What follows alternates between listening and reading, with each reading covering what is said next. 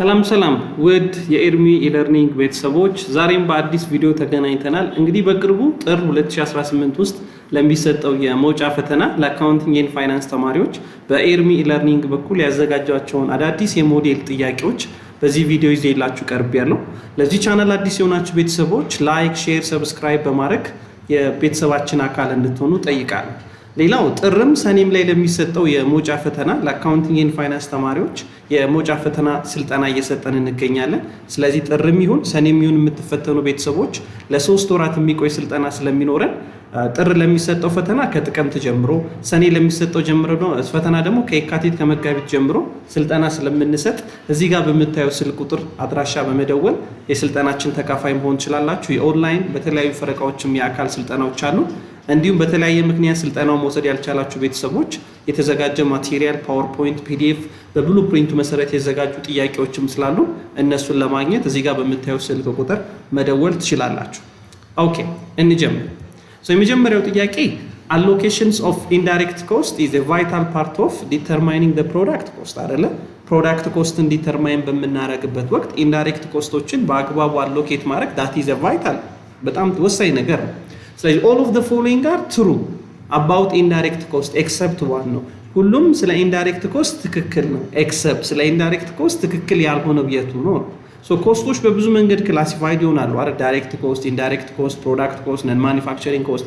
ስለዚህ ፕሮዳክት ኮስት ውስጥ የሚካተቱት 3 ነገሮች ናቸው። ዳይሬክት ማቴሪያል፣ ዳይሬክት ሌበር እና ማኒፋክቸሪንግ ኦቨርሄድ የምንለው።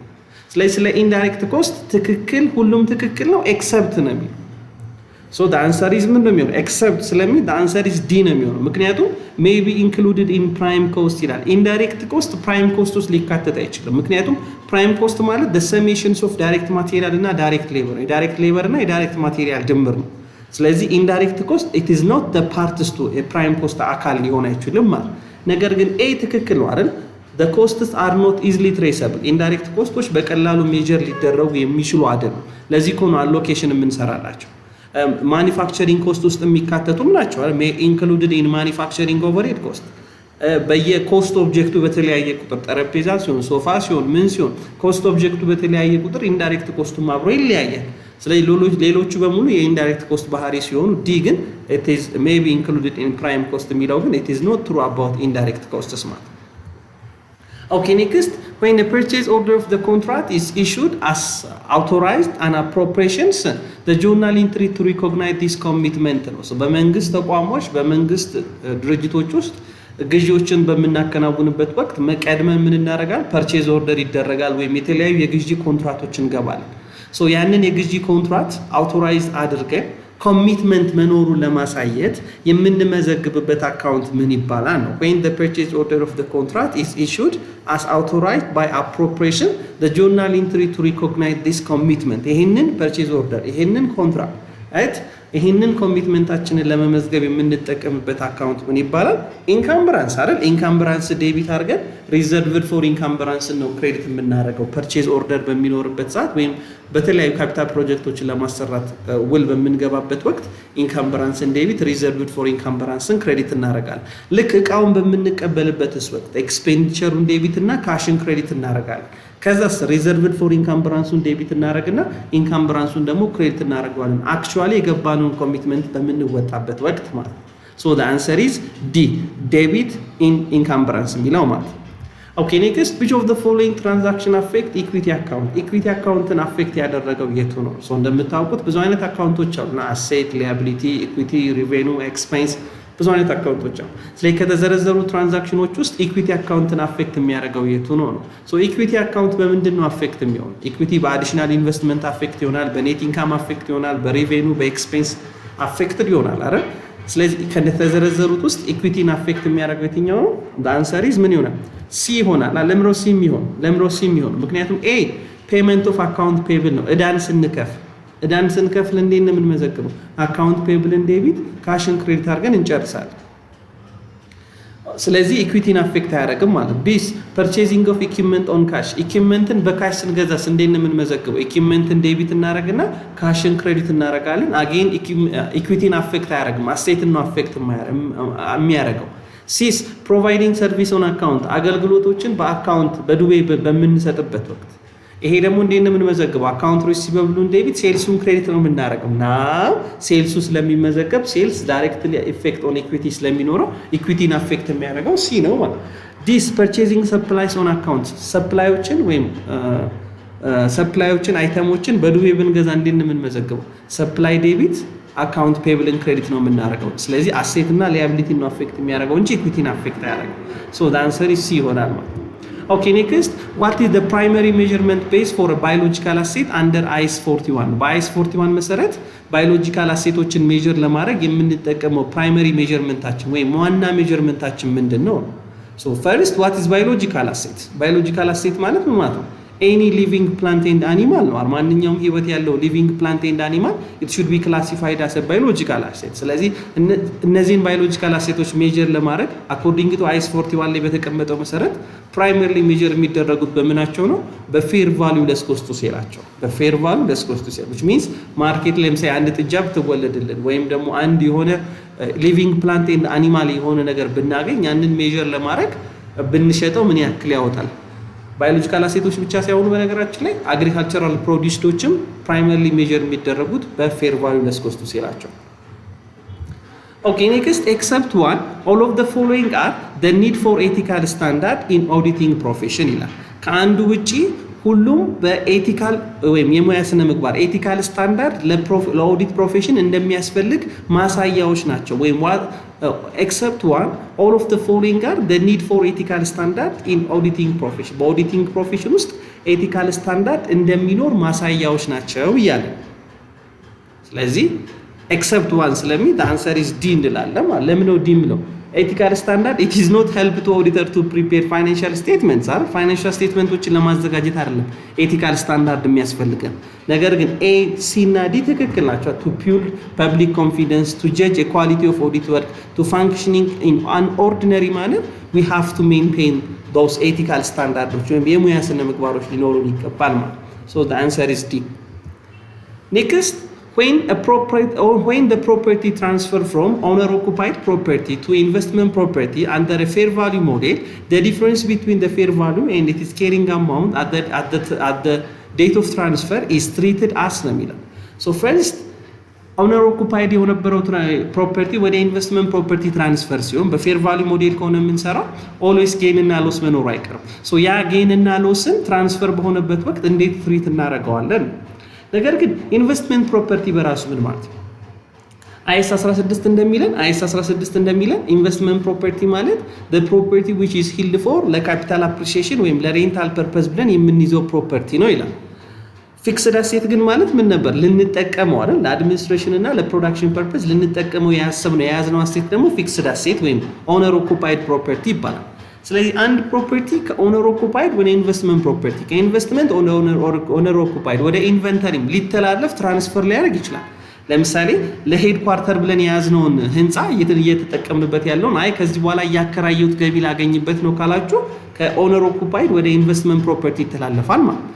በዚህ ሰዓት በፌር ቫልዩ ሞዴል ሜጀር የምናደርገው ከሆነ ጌን እና ሎስ መኖሩ አይቀርም። ያ ጌን እና ሎስ በምን መሰረት ነው ትሪት መደረግ ያለበት ይላል አይስ 41 ለሌሎች ፊክስድ አሴቶች በተሰጠው የሪቫሉዌሽን አይስ 60 ላይ ለማንኛውም ኦነር ኦኩፓይድ ለፊክስድ አሴቶች ለፒፒኦች ሪቫሉዌሽንን በምንሰራበት መንገድ ሪቫሉዌሽን ሰርፕለስ ሪቫሉዌሽን ሎስ ብለን በምንሰራበት መንገድ ከኢንቨስትመንት ከኦነር ኦኩፓይድ ወደ ኢንቨስትመንት ፕሮፐርቲ ትራንስፈር ለሆኑትም በእነሱ የሪቫሉዌሽን አኮርዲንግ ቱ ዳት ስታንዳርድ መሰረት ነው መሰራት ያለበት ነው። ሶ the answer is B one. Okay, next, the likelihood of a material misstatement of an account balance before considering effectiveness of internal control is called. So ኢንተርናል ኮንትሮሉን ከማየታችን በፊት ኢንተርናል ኮንትሮሉን ኢፌክቲቭነሱን ኮንሲደር ከማድረጋችን በፊት የድርጅቱን የውስጥ ቁጥጥር ኢፌክቲቭነሱን ኤፊሺየንሲውን ሜጀር ከማድረጋችን በፊት ማቴሪያል ሚስ ስቴትመንት ሊኖር ይችላል ብለን የምናስቀምጠው ላይክሊሁድ ኦፍ ሚስ ስቴትመንት ላይክሊሁድስ ኦፍ ኤረር ላይክሊሁድስ ኦፍ ፍራውድ ምን ተብሎ ምን የሚባል ሪስክ ይባላል? The likelihood of a material misstatement of an account before considering the effectiveness of internal control which is known as inherent risk. Inherent risk ነው የሚባለው። but after we consider internal controlን ኮንሲደር ካደረግን በኋላ ቢሆን ግን ኢንተርናል ኮንትሮሉን ቼክ አድርገን በኢንተርናል ኮንትሮሉ ኢፌክቲቭነስ ኤፊሺየንሲ ላይ ተመስርተን ማቴሪያል ሚስስቴትመንት ሊኖር ይችላል ላይኖር ይችላል ብለን የምናስቀምጠው ሪስክ ቢሆን ግን we can call it controlled risk ብለን ነበር የምንጠራው ማለት control risk ብለን ነው የምንጠራው so the answer is C. Okay, next, what types of debt is incurred by the government from domestic source? So መንግስት እንደምታውቁት ለብዙ ምክንያቶች ይበደራል አይደለ?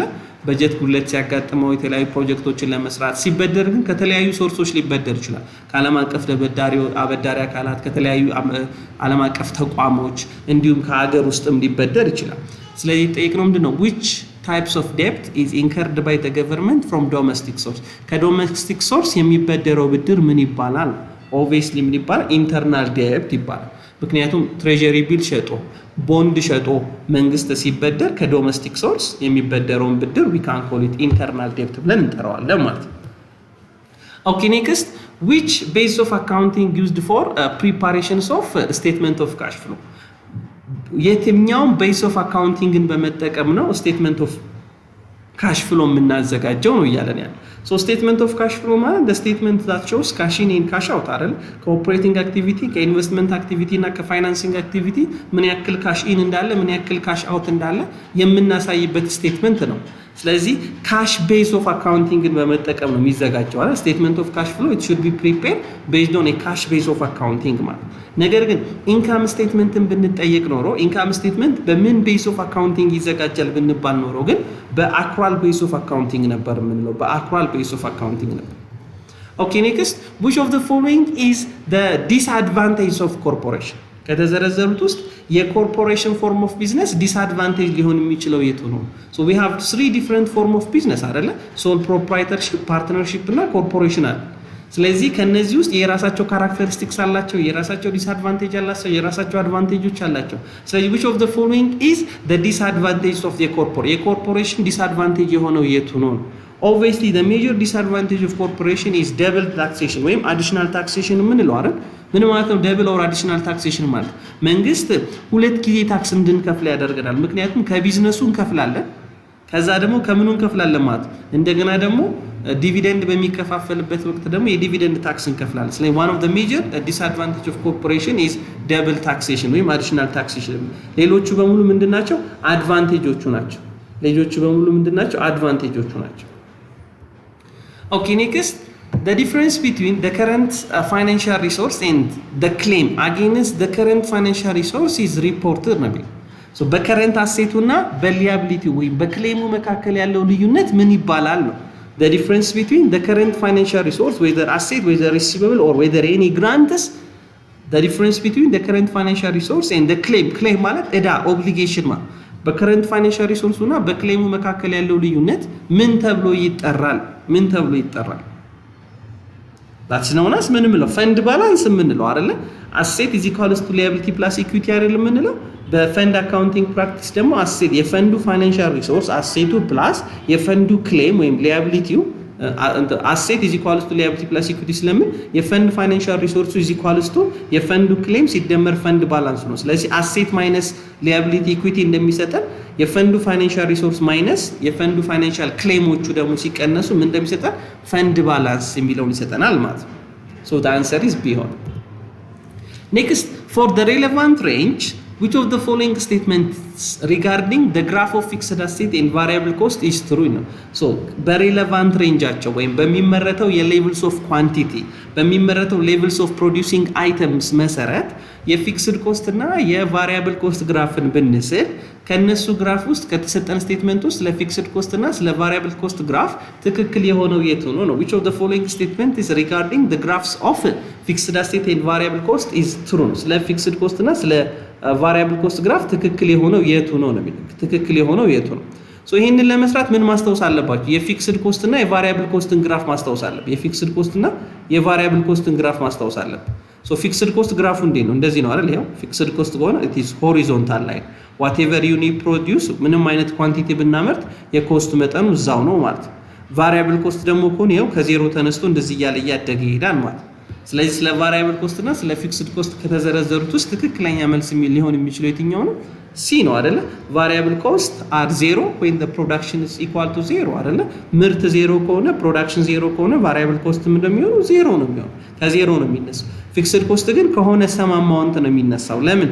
ብናመርትም ባናመርትም የማይቀሩ ወጪዎች ስላሉን ማለት ነው። ብናመርትም ባናመርትም የማይቀሩ ወጪዎች ስላሉ፣ ስለዚህ ቫሪያብል ኮስት ከዜሮ ይነሳና ምርት መጠን በጨመረ ቁጥር ግን ሌቭልስ ኦፍ ሬንጅ ኦፍ ፕሮዳክሽን በጨመረ ወይም ሌቭልስ ኦፍ ኳንቲቲ በጨመረ ቁጥር ግን እየጨመረ ይሄዳል። ፊክስድ ኮስት ግን ዋትኤቨር ዩኒት ፕሮዲውስ ኮንስታንት አማውንት ይሆናል ማለት ነው። the answer is C ይሆናል። ኦኬ ኔክስት in a business combination the acquirer is a party that ይላል። በቢዝነስ ኮምቢኔሽን ውስጥ አኳይረሩ ወይም ገዢው ኮምባይነሩ ወይም ደግሞ ይሄ ገዢው የሚባለው ድርጅት ምን አይነት ባህሪ ያለው ነው? ምን የሚያገኘው ነው? the acquirer is the party that in a business combination the acquirer the party that ምን የሚያገኘው በቢዝነስ ኮምቢኔሽን ውስጥ obtaining control of another entities አረ በሌላ ኢንቲቲ ላይ ኮንትሮል የሚያገኘውን ድርጅት ነው አኳይረር ብለን ምንጠራው። መብቱን አሳልፎ የሚሸጠው ድርጅት ደግሞ ምን ይባላል? አኳይሪ ይባላል ማለት አኳይሪ ይባላል። እዚህ ጋር ደግሞ ምን ማስታወስ አለባችሁ? ታይፕስ ኦፍ ቢዝነስ ኮምቢኔሽን ተብለው ስታቱቶሪ መርጀር፣ ስታቱቶሪ ኮንሶሊዴሽን፣ አኩዚሽን ኦፍ ኮመን ስቶክ፣ እንደገና ደግሞ ሆሪዞንታል፣ ቨርቲካል፣ ኮንግሎሜንተሪ ያላቸውን የቢዝነስ ኮምቢኔሽን አይነቶች ለምንድነው ቢዝነስ ኮምቢኔሽን ውስጥ የምንገባው? ፍሬንድሊ ቴክ ኦቨር፣ ሆስታይል ቴክ ኦቨር የሚባሉትን ነገሮች ሪማይንድ ማድረግ አለበት። ኦኬ ኔክስት GZ companies manufacture a toilet seat. During December 2024, the actual cost per hour for a laborers manufacturing for toilets የሽንት ቤት መቀመጫ ነው የምናመጣው። ልክ ዲሴምበር 2024 ግን ቼክ ስናደርግ እናገኘን አክቹዋሊ ለሌበር የሚከፈለው ኮስት በምን ያክል ፐርሰንት ቀንሷል? በ5% ቀንሷል። አክቹዋል ሌበር ኮስት the cost per hour for labor ለሌበሩ በሰዓት የሚከፈለው ክፍያ በ5% ቀንሷል። በፊት 100 ብር እንከፍለው ከነበረ አሁን 95 ብር ነው የምንከፍለው ማለት ነው። ስለዚህ በዚህ ምክንያት በዚህ የፕራይስ ዲክላይን ማድረግ ምክንያት ለካምፓኒው ምን አይነት ቫሪያንስ ይፈጠራል? ምን አይነት ጥሩ ነው መጥፎ ነው? አክቹዋሊ ይትከፍሉት የነበረው ለሌበር በሰዓት ተከፍሎ የነበረው ፕራይስ በ5% ከቀነሰ that is favorable ፋቨረብል ምን ሌበር ፕራይስ ቫሪያንስ ይሆናል። ምክንያቱም ፋቨረብሉ የመጣው በምን ምክንያት? ለሌበሩ በሚከፈለው በሌበር ሬት ቫሪያንስ ወይም በሌበር ፕራይስ ቫሪያንስ ምክንያት ለሌበሩ በሚከፈለው ክፍያ ምክንያት ማነስ ምክንያት የተፈጠረ ቫሪያንስ ስለሆነ we can call it favorable labor variance እንለዋለን። ነገር ግን in terms of hour ቢሆንስ ነው ሰራተኛው በሰራበት ምርቱን ለማምረት በሚወስድበት የሰዓት ማነስ ለምሳሌ 10 ሰዓት ይወስድበት የነበረውን ስራ በ8 ሰዓት በመጨረሱ ምክንያት ያገኘነው ቫሪያንስ ቢሆን ኖሮ ግን we can call it ምን እንለው ነበር? favorable labor efficiency variance ብለን እንጠራው ነበር ማለት ነው። ዲ ይሆን ነበር መልሳችን። ኦኬ ኔክስት according to Ethiopian income tax proclamation in general which of the following income tax is exempted from income tax? በኢትዮጵያ የታክስ ፕሮክላሜሽን መሰረት አጠቃላይ ኢን ጀነራል ስናየው ከገቢ ግብር ነፃ የሆነው የቱ ነው? ታክስ የማይከፈልበት ገቢ የቱ ነው? አላዋንስ ነው? ቦነስ ነው? የተለያዩ ጥቅማ ጥቅሞች ናቸው ወይስ ኢንካም ፍሮም ስኮላርሺፕ ኤንድ ግራንት ነው እያለ ሶ ኢን ጀነራል ኢንካም ፍሮም ስኮላርሺፕ ኤንድ ኢንካም ፍሮም ግራንትስ በተለያዩ ስጦታዎች በተለያዩ ስኮላርሺፖች የሚገኙ ኢንካሞች ላይ ታክስ ምን አይደረግበትም፣ አይቆረጥም። ሶ they are exempted from income tax based on Ethiopian income tax proclamation. So the answer is B. Okay, next from the following finance institution, which one allocates saving efficiently in an economy to ultimate users either for investment in real estate or consumption? ከተዘረዘሩት የትኛው ፋይናንሻል ኢንስቲትዩሽን ነው ሴቪንግን በመሰብሰብ ለኢኮኖሚ ውጤታማ ወደ ሆኑ ወደ ኢንቨስትመንት እና ወደ ተለያዩ ኮንሰፕሽኖች ኢንቨስትመንት ኦን ሪል አሴት ኢንቨስትመንት ኦን ኮንሰፕሽን ላይ እንዲውል ሴቪንግ ሞቢላይዝ በማድረግ ኢፊሽንት የሆነ ኢኮኖሚክ ሪሶርስ ፍላክቹዌሽን ፋሲሊቴሽን እንዲኖር ለማድረግ የሚሰራው የፋይናንሻል ኢንስቲትዩሽን የቱ ነው? ኦብቪየስሊ ኤና ቢ ሊሆን አይችልም ማለት ኤና ቢ ሊሆን አይችልም። ሶ the answer is ሲ ይሆናል ማለት ነው። ባንክ is one of the major financial institution that facilitate በሴቨሮች የሚቆጥቡትን ተበዳሪዎች ወደሚፈልጉበት ኢኮኖሚክ ዴቨሎፕመንት እንዲመጣ ገንዘቡ ፋሲሊቴት እንዲሆን የሚያደርግ ተቋም ነው። ኢንሹራንስ ከሆነ ሪስክ ሚኒማይዚንግ ነው፣ ሪስክ ሼሪንግ ኤንድ ሚኒማይዚንግ።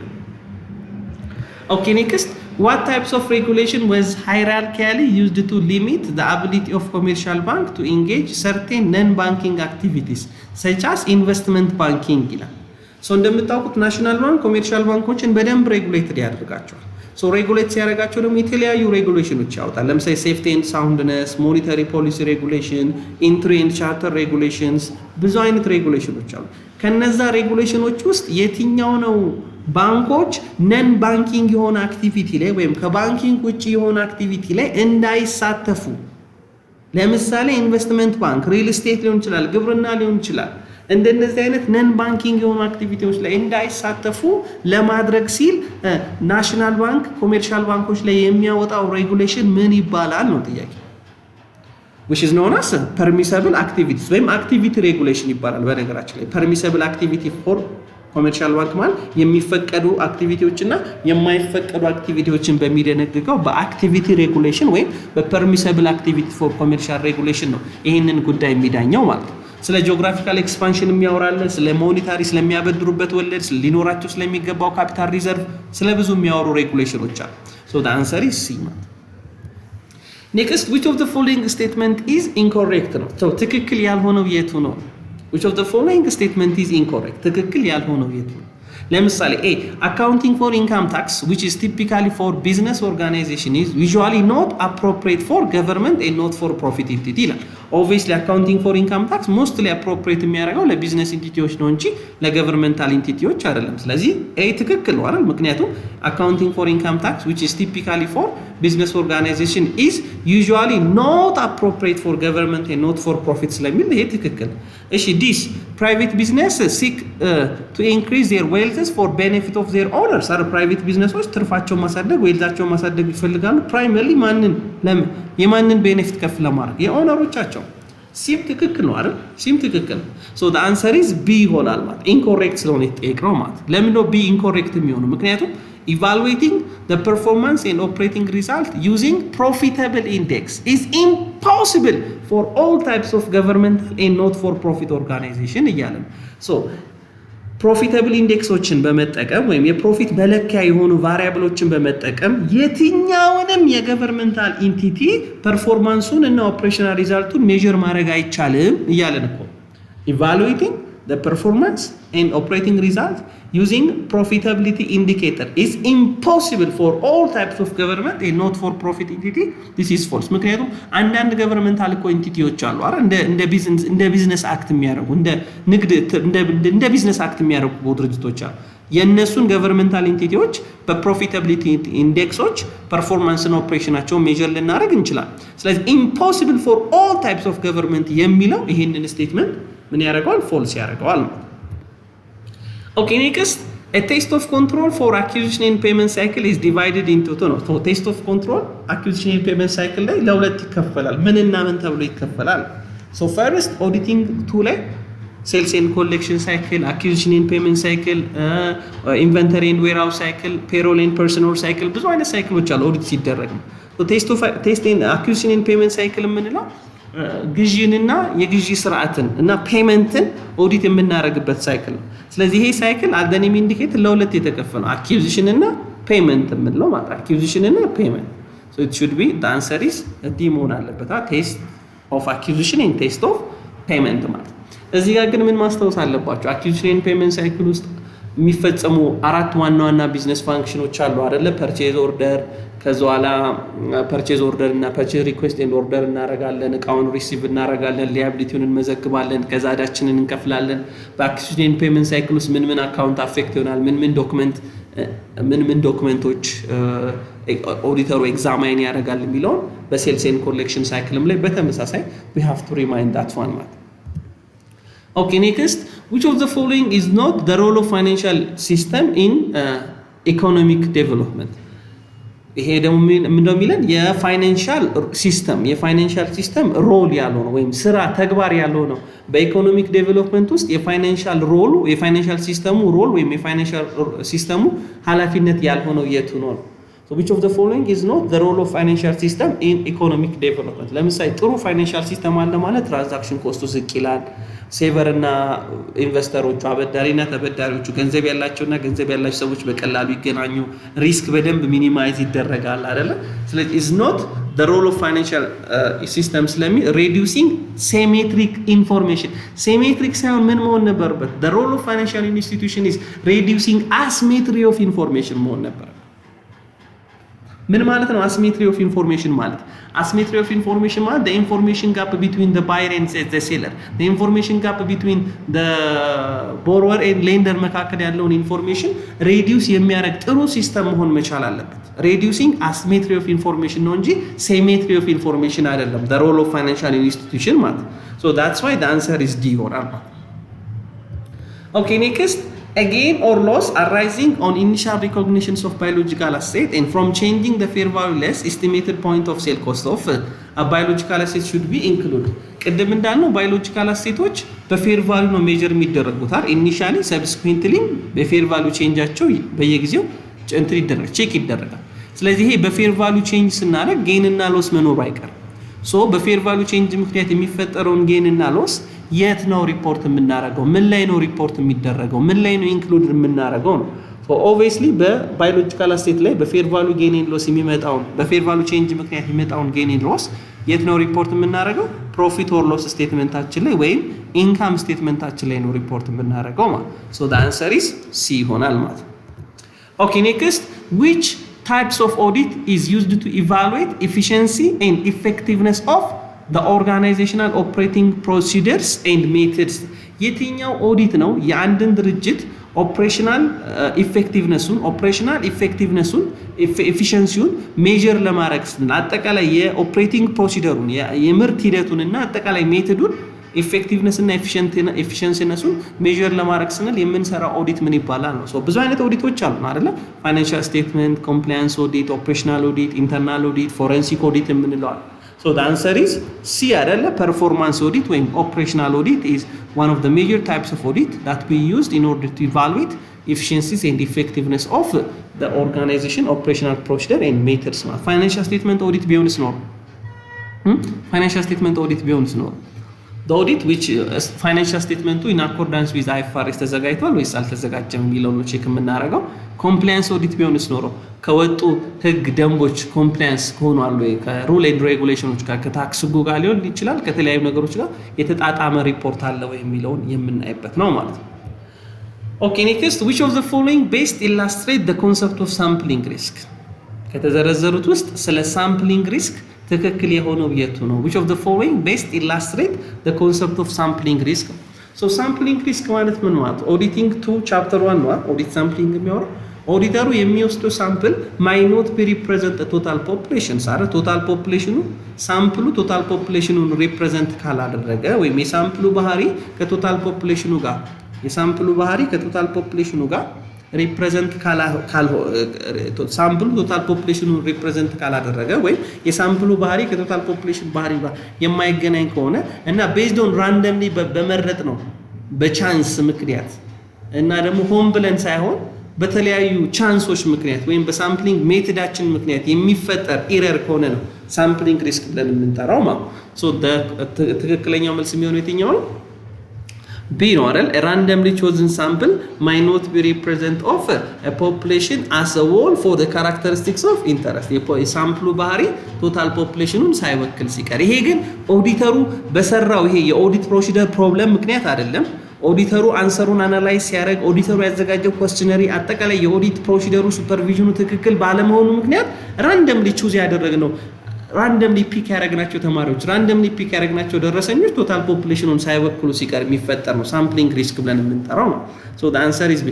ነን ሳምፕሊንግ ሪስክ ቢሆን ግን the answer will be D ሊሆን ይችል ነበር ማለት auditors may select audit procedure that might not be ከትክክለኛው ፖፑሌሽን ኦዲተር ሳምፕል ባለመውሰዱ ምክንያት ትክክለኛ የሆነ ኳስቸነሪ ባለማዘጋጀት ትክክለኛ የሆነ የኦዲት ፕላን ኤንድ ሱፐርቪዥን ባለመኖሩ ምክንያት የተፈጠረ ሪስክ ከሆነ ግን we can call it non sampling risk ብለን እንጠራዋለን። ሶ ሳምፕሊንግ ሪስክን ሬዲዩስ ለማድረግ ሳምፕል ሳይዝ መጨመር እንችላለን። ነን ሳምፕሊንግ ሪስክን ሬዲዩስ ለማድረግ ግን ሳምፕል ሳይዝ መጨመር ሳይሆን የሚገባል የኦዲት ሳምፕሊንግ ፕሮሲደሩን ማስተካከል ለሚጠበቅ። ኦኬ ኔክስት which of the following an attribute of conservative current asset financing policy? ኮንዘርቫቲቭ ከረንት አሴት ፋይናንሲንግ ፖሊሲ ለኮንዘርቫቲቭ ፖሊሲ ትክክል የሆነው የቱ ነው ወይም ካራክተሪስቲክስ ኦፍ ወርኪንግ ካፒታል ፖሊሲ ላይ ሶስት አይነት ፖሊሲዎች አይተን ነበራል። ምን ኮንዘርቫቲቭ ወርኪንግ ካፒታል ፖሊሲ፣ አግሬሲቭ ወርኪንግ ካፒታል ፖሊሲ እና ሞዴሬት ወርኪንግ ካፒታል ፖሊሲ ብለን ነበር።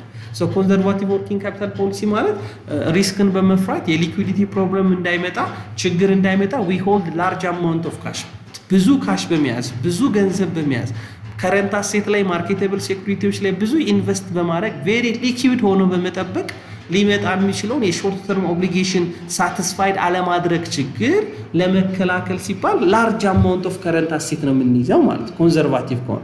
ሶ ዘ አንሰር ኢዝ ምን ይሆናል ማለት ነው? እዚህ ጋር ኤ ይሆናል። ላርጅ ኢንቨስትመንት ኢን ካሽ ቢ ይሆናል። ላርጅ ኢንቨስትመንት ኢን ካሽ ኢን ማርኬቴብል ሴኩሪቲ ኢዝ ዋን ኦፍ ዘ ሜጀር አትሪቢዩት ዋን ኦፍ ዘ ሜጀር ካራክተሪስቲክስ ኦፍ ኮንዘርቫቲቭ ፖሊሲ ማለት ነው። ሪቨርሱ ቢሆን ኖሮ ምን ይሆን ነበር? ምን ይሆን ነበረ? አግሬሲቭ ፖሊሲ ይሆን ነበረ ማለት። ስለዚህ ኮንዘርቫቲቭ ፖሊሲ ብዙ ከረንት አሴት ስለሚይዙ ከረንት ሬሾቸው ሃይ ነው፣ ሊኩዊዲቲ ሬሾቸውም ሃይ ነው። አግሬሲቭ ፖሊሲ ግን ትንሽ ከረንት አሴት ስለሚይዙ ከረንት ሬሾቸው ዝቅ ይላል፣ ስለዚህ ሊኩዊዲቲ ሪስክም አለባቸው ማለት ነው። Okay, next, which code of conducts indicates the practitioners or auditors not to disclose secret information obtaining any types of engagement without consent of the client? ክላይንቱን ሳናማከር ክላይንቱ ሳያውቅ ያገኘናቸውን ሴክሬት የሆኑ ኢንፎርሜሽኖች ለሰርድ ፓርቲ ለተለያዩ አካል ዲስክሎዝ ማድረግ የለብንም ማሳወቅ የለብንም የሚለው የፕሮፌሽናል ኤቲክስ የቱ ነው? which of the following code of conducts indicates a practitioners and auditor not disclose a secret information? ስለዚህ ምን confidentiality so ብዙ አይነት ፕሮፌሽናል ኮድ ኦፍ ኤቲክሶች አሉ አይደል? ለኦዲተሮች ምን ኢንቴግሪቲ አይደል? ኦብጀክቲቪቲ፣ ኮንፊደንሻሊቲ፣ ኮምፒተንሲ፣ ፕሮፌሽናል ቢሄቪየር የምንላቸው። ስለዚህ ይሄ ለዚህኛው ጥያቄ ትክክለኛው መልስ የትኛው ነው? ኤ ማለት። ኦኬ ኔክስት which inventory costing method results in a cost of goods sold is from the recent purchase ይላል። የትኛው ኢንቨንተሪ ሲስተም ነው ኮስት ኦፍ ጉድ ሶልድን ከሪሰንት ፐርቼዝ ቅርብ ከተገዛው ኢንቨንተሪ ኮስት ኦፍ ጉድ ሶልድን ዲተርማይን የሚያደርገው የትኛው የኢንቨንተሪ ኮስቲንግ ሜትድ ነው የሚለው። ሶስት አይነት ኢንቨንተሪ ኮስቲንግ ሜትዶች አሉ አይደል? ሊፎ፣ ፊፎ እና አቨሬጅ የምንለው ማለት ነው። ከሪሰንት በጣም በቅርብ ከተገዛው እቃ ኮስት ኦፍ ጉድ ሶልድ ዲተርማይን የሚያደርገው የትኛው ነው? ሊፎ ነው አይደል? ላስት ኢን ፈርስት አውት።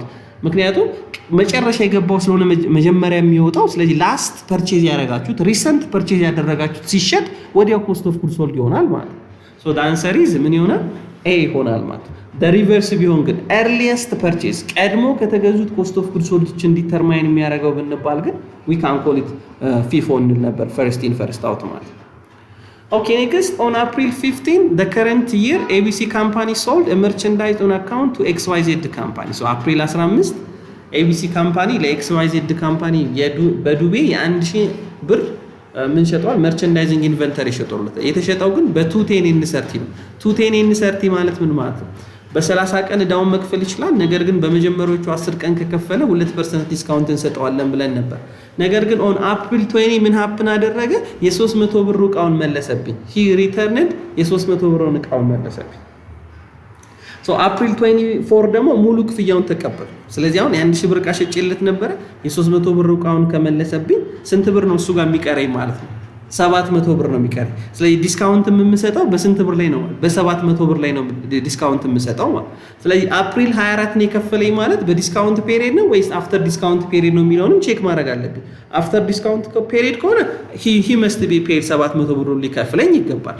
ዊዝን ዲስካውንት ፔሪድ ደግሞ ከሆነ 2% ዲስካውንት አድርጌ ቀሪውን ብር ብቻ ነው የምቀበለው ማለት። ስለዚህ በ24 ማለት አይ ቲንክ 8ኛው 9ኛው ቀን ነው የሚሆነው።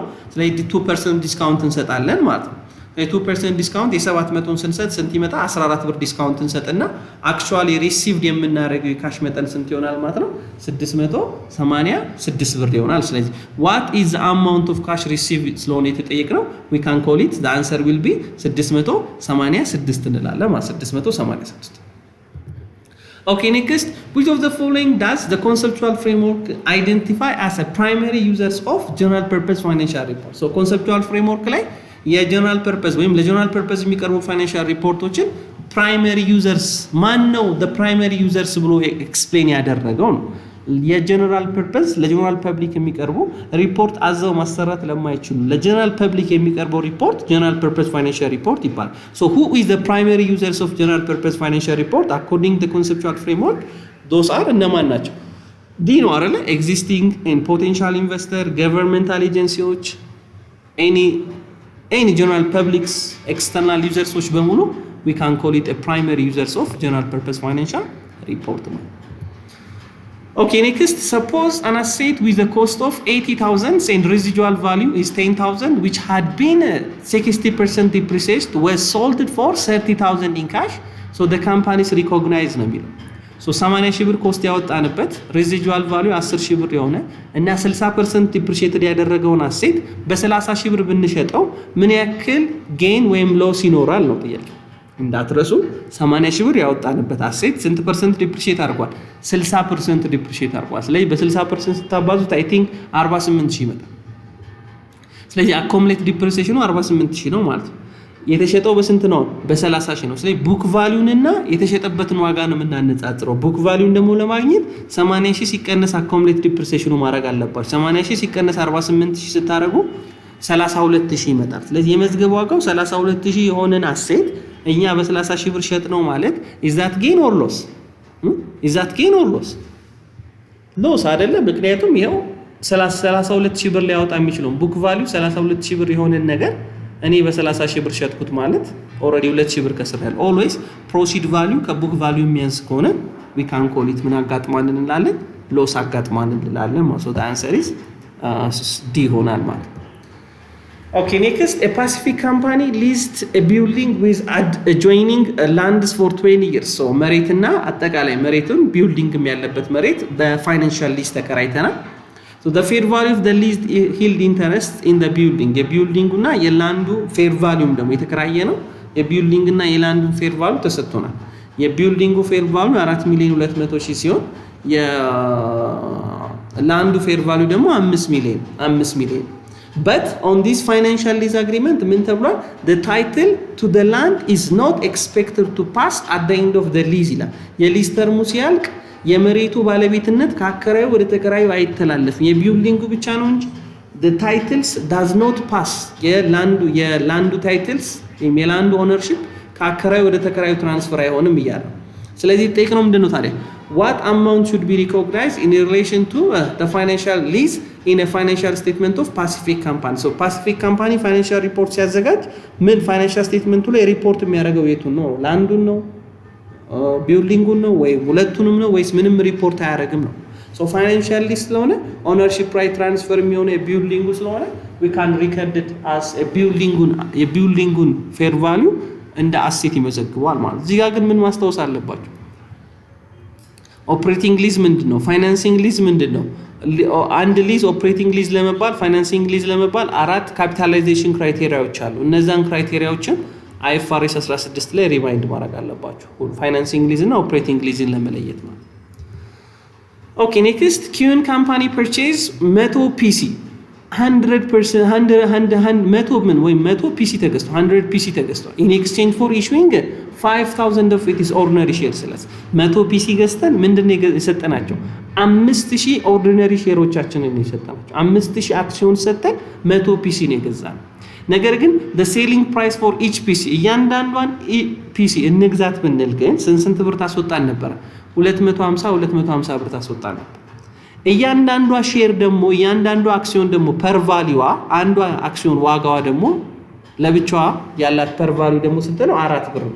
so የተጠየቅነው ምንድነው? the journal entry to record the receipt of pieces in exchange for issuing of ordinary shares። so ordinary shareውን ሰጥተን ፒሲውን ስንቀበል ሊመዘገብ የሚገባው ትክክለኛው journal entry የቱ ነው?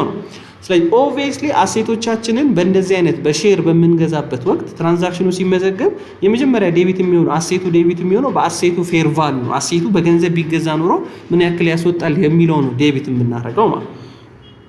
ስለዚህ 100 ፒሲ ነው የምገዛው እኔ በ250 ብር በገዛ ስንት ብር ያስወጣኝ ነበር ማለት? 25000 ብር ያስወጣኝ ነበር። ስለዚህ ኢኩዊፕመንት ወይም ኮምፒውተርን ዴቢት አደርጋለሁ በ25000 ማለት።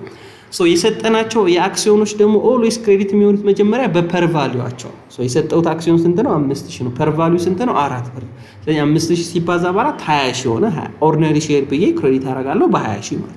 ሶ ልዩነቱን ቼክ አደርጋለሁ። አሁን ዴቢት ላይ 25000 የኢኩዊፕመንቱን ፌር ቫልዩ መዝግብ ያለው የኮምፒውተሩን ፌር ቫልዩ፣ ክሬዲት ላይ ደግሞ የኦርዲነሪውን ሼሩን ደግሞ ፐር ቫልዩ 20000 ብዬ መዝግብ ያለው። ስለዚህ ምን አደርጋለሁ? ልዩነቷን ሼር ፕሪሚየም ብዬ ይዛታለሁ ማለት ሶ አንሰሪ ሲ ይሆናል ማለት ኢኩዊፕመንት ኦር ኮምፒውተር ዴቢት ባይ 25000 ኦርዲነሪ ሼር ዴቢትድ ይሆናል ክሬዲትድ ይሆናል በ20000 ሼር ፕሪሚየም እላፊዋ ደግሞ ስንት 15000 ትሆናለች ማለት ነው። ኦኬ ኔክስት the base for preparations of consolidation is so consolidated financial statement የምናዘጋጅበት ዋና ቤዙ ዋና ምክንያቱ ለኮንሶሊዴሽን ፋይናንሻል ስቴትመንት ማዘጋጃ ምክንያት የሚሆነው ቤዙ ምንድነው ነው ጥያቄ። ቤዙ ምንድነው ነው ጥያቄ። ይሄኛውን እዚህ ጋር ቦታ እንቀያየረው። እቺኛው ቢ ነች፣ እቺኛው ይቅርታ ሲ ነች። ስለዚህ ኮንሶሊዴትድ ፋይናንሻል ስቴትመንት ለማዘጋጀት we have to make ኮንትሮል ሊኖረን ይገባል ማለት ነው። we have to ኮንትሮል ሊኖረን ይገባል። ከ20% በታች ኦነርሺፕ ራይት ካለን ፌር ቫልዩ ሜትድ ነው የምንከተለው። ከ20 እስከ 50 ደግሞ ካለን ኢኩዊቲ ሜትድ ነው የምንከተለው። ነገር ግን ከ50% በላይ ግን ካለን ኮንሶሊዴትድ ፋይናንሻል ስቴትመንት ይዘጋጃል። የፓረንቱና የሰብሲዲያሪው ፋይናንሻል ስቴትመንቶች ወደ አንድ አምጥተን አሴ ሲንግል ኢንቲቲ ቢሆኑ ኖሮ ምን ይመስል ነበር ፋይናንሻል ስቴትመንታቸው ብለን እናዘጋጃለን። ስለዚህ ለኮንሶሊዴትድ ፋይናንሻል ስቴትመንት ቤዝ የሚሆነው ምንድነው? ዳዝ ፓረንቱ ሰብሲዲያሪው ላይ ኮንትሮል አለው ወይ የሚለው ነው ማለት ነው። ኦኬ ኔክስት the acquisition cost of M corporation investment in N corporations 80% of outstanding stock was ብር 900,000 ስለዚህ ኤም ኮርፖሬሽን ኤን ኮርፖሬሽንን ለመግዛት ኤንን ለመግዛት ስንት ብር አውጥቷል? 900,000 ብር አውጥቶ ግን ስንት ፐርሰንቱን ነው የገዛን? 80%ን ብቻ ነው የገዛን። ሶ የኤን ደግሞ የተገዢው የሰብሲዲያሪው የአኳይሪው አይደንቲፋብል ኔት አሴቱ ደግሞ ስንት ቢሆን 937500 ብር ቢሆን የተጠየቅነው ጉድዊል ስንት ነው? ነን ኮንትሮሊንግ ኢንተረስቱ ስንት ነው? ስለዚህ 900,000 ብር አውጥቼ አሴት ቢዝነሱን ገዝቼዋለሁ 80% ኮንትሮል አግኝቻለሁ። ነገር ግን የዛ የተገዛው ድርጅት ፌር ቫልዩ ኦፍ ኔት አሴቱ ስንት ነው? 937500 ብር ነው። ስለዚህ ጉድዊሉንና ምኑን የተጠየቅነው? ነን ኮንትሮሊንግ ኢንተረስቱን የተጠየቅነው። ሶ ጉድዊሉን የሚኖረው እንዴት ነው? ኮንሲደሬሽን ትራንስፈሩ ከፌር ቫልዩ ኦፍ ኔት አሴቱ ከበለጠ አይደለ? ኮንሲደሬሽን ትራንስፈር ማለት እኛ ፓረንቱ ሰብሲዲያሪውን ለመግዛት ሲል የከፈለው ዋጋ ከፌር ቫልዩ ኦፍ ኔት አሴቱ የሚበልጥ ከሆነ ጉድዊል ይኖራል። የሚያንስ ከሆነ ደግሞ ጌን ኦን ባርጌኒንግ ፐርቼዝ ይኖራል። ስለዚህ ምን ነው የምናደርገው? ጀስት ላይክ ዲስ እንደዚህ ነው የምናደርገው። ኦኬ የተከፈለው ኮንሲደሬሽን ትራንስፈር ይሄው 900,000 ነው። 900,000 ነው። ፌር ቫልዩ ኦፍ ኔት አሴቱ 937500 ነው። ነገር ግን አሁን ጉድዊል ዲተርማይን ለማድረግ ኮንሲደሬሽን ትራንስፈሩን ከፌር ቫልዩ ኦፍ ኔት አሴቱ ጋር ሳነጻጽር ኦንሊ ከ80% ጋር ብቻ ነው ማነጻጽር። ለምን? ይሄንን ገንዘብ የከፈልኩት 80% ኦነር ለመሆን ስለሆነ ማለት ነው። ሶ 937500ን 80% ሳወጣ ስንት ይሆናል? 750,000 ይመጣል። 750,000 ይመጣል። ስለዚህ 900,000 ብር ከፍዬ ስንት ፐርሰንት ኦነር የስንት ብር ኦነርሺፕ ራይት ነው ያገኘሁት ማለት የ750,000 ብር ኦነርሺፕ ራይት ነው ያገኘሁት። ስለዚህ አይ ፔይድ ሞር ማለት ከፌር ቫልዩ ኦፍ ኔት አሴቱ በላይ ከፍያለሁ። በስንት ብር እላፊ ከፍያለሁ? 150,000 ብር እላፊ ከፍያለሁ። ስለዚህ ምን ይሆናል ማለት ነው? ጉድዊል ይሆናል። ምክንያቱም ኮንሲደሬሽን ትራንስፈሩ ከፌር ቫልዩ ኦፍ ኔት አሴቱ ስለበለጠ ማለት ነው። ኦኬ ስለዚህ ጉድዊሉ 150,000 ሆነ። ሌላኛው የተጠየቅነው ደግሞ ነን ኮንትሮሊንግ ኢንተረስት ነው። ዋት ዳዝ ኢት ሚን ነን ኮንትሮሊንግ ኢንተረስት ማለት? ነን ኮንትሮሊንግ ኢንተረስት ማለት በሌሎች ሼርሆልደሮች በሌሎች ባለ አክሲዮኖች የተያዘው የድርሻ መጠን ማለት ነው። ስለዚህ እኔ ከፌር ቫልዩ ኦፍ ኔት አሴቱ ላይ 80% ኦነር ኮይንኩኝ፣ ሌሎቹ ደግሞ ስንት ፐርሰንት ናቸው? 20% ማለት። ስለዚህ የ937500 20% ሳውጣ ስንት ይሆናል? 187500 ይሆናል ነው። ሶ እዚች ጋር 937500 ነች። እሺ እዚች ጋር 937500 ነች። 20% ስታወጡ ስንት ይሆናል? 187500 ይሆናል። ኦኬ ኔክስት ሆም ኦፊስ አካውንት ኢዝ ዴቢትድ ፎር ነው የሚለው። ሆም ኦፊስ አካውንት መቼ ነው ዴቢት የሚሆነው? ሶ በሄድ ኦፊስ እና በብራንች አካውንት መካከል የእርስ በርስ ግንኙነት ሪስፕሮካል አካውንቶች ይፈጠራሉ አይደለ? ሶ ሄድ ኦፊሱ ከብራንቹ ጋር ያለውን ግንኙነት የሚመዘግበው ኢንቨስትመንት ኢን ብራንች እያለ ሲሆን ብራንቹ ደግሞ ከሄድ ኦፊሱ ጋር ያለውን ግንኙነት ሆም ኦፊስ የሚል አካውንትን በመጠቀም ነው የሚመዘግበው። ስለዚህ በተለያየ ጊዜ እቃ አሴቶች በተለዋወጡ ቁጥር ይሄኛው ኢንቨስትመንት ኢን ብራንችን ዴቢት ክሬዲት ሲያደርግ፣ ይሄኛው ደግሞ ሆም ኦፊስ አካውንት ነው ዴቢት ክሬዲት የሚያደርገው። የተጠየቅነው ምንድነው ሆም ኦፊስ አካውንት ኢዝ ዴቢትድ መቼ ነው ሆም ኦፊስ አካውንት ዴቢት የሚሆነው? ኦብቪየስሊ ሆም ኦፊስ አካውንት ዴቢት የሚሆነው መቼ ነው? ከብራንች ወደ ሄድ ኦፊስ የተላከ ነገር ካለ ከብራንች ወደ ሄድ ኦፊስ የተላከ ነገር ካለ ሆም ኦፊስ አካውንት ዴቢት መሆን አለበት። ነገር ግን ብራንቹ የተቀበለው ነገር ካለ ግን ብራንቹ ሪሲቭ ያደረገው ነገር ካለ ግን ከሄድ ኦፊስ የተቀበለው ነገር ካለ ግን ሆም ኦፊስ አካውንቱን ክሬዲት ነው የሚያደርገው። ስለዚህ አሁን የተጠየቁት እኔ ምንድነው ሆም ኦፊስ አካውንት ዴቢት ሆም ኦፊስ አካውንት መቼ ነው ዴቢት የሚሆነው? ስለዚህ ሆም ኦፊስ አካውንት ዴቢት የሚሆነው መቼ ነው? ብራንች የሰጠውን ነገር ነው የምፈልገው ማለት ነው። ብራንች ወደ ሄድ ኦፊስ የላከውን ነገር ነው የምፈልገው ማለት ነው። ስለዚህ ኤ እና ሲ ሊሆን አይችልም በተአምር ኤም ሲም ዲም ሊሆን አይችልም። ለምን? ማን ነው የላከው? መርቸንዳይዝ ፕሮቫይድ ቱ ዘ ብራንች ባይ ዘ ሄድ ኦፊስ አይደል?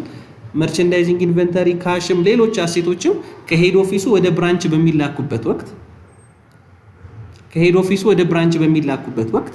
ኦፊሱ ለምሳሌ ኢንቨንተሪ ከሆነ ኢንቨንተሪን ዴቢት አድርጎ ኢንቨስትመንት ኢን ብራንችን ዴቢት አድርጎ ኢንቨንተሪን ክሬዲት ያደርጋል።